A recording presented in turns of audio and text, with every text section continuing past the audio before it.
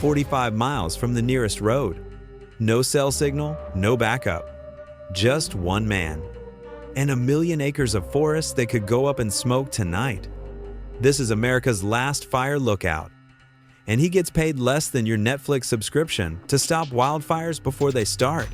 Most people think satellites watch for fire, drones, AI, fancy tech. But out here in the deepest parts of the Cascades, the Sierras, the Rockies, it's still a human. One guy, one tower, 360 degrees of wilderness. His job, stare at the horizon all day, every day. If he sees smoke, he calls it in before it becomes a headline. And for that, he makes $12,000 for the whole fire season. That's $300 a week to live alone on a mountain with bears, lightning, and zero margin for error. This isn't work from home. This is work from nowhere. You hike in with everything you'll need for 3 months: food, fuel, toilet paper.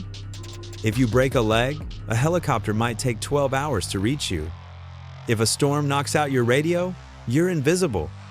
And the fire, it doesn't care if you're tired. In 2020, one lookout in Oregon spotted smoke at 6 a.m. His call saved 3 towns. But if he'd blinked, thousands could have died. That's the weight he carries for $10 an hour. This job was born in hell. August 1910, the big blow-up. A wildfire so massive, it created its own weather.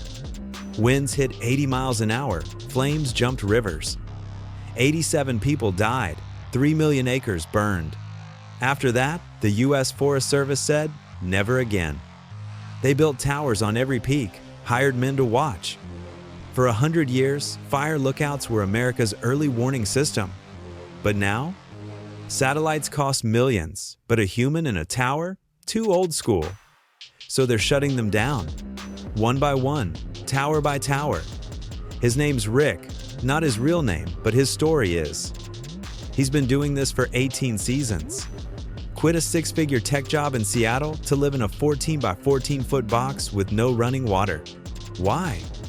Because the machines miss things, he told me. Smoke behind a ridge, a lightning strike in a canyon. Satellites see pixels. I see danger. He hasn't seen his family since June. Eats beans from a can, reads paper books. Talks to ravens like they're coworkers.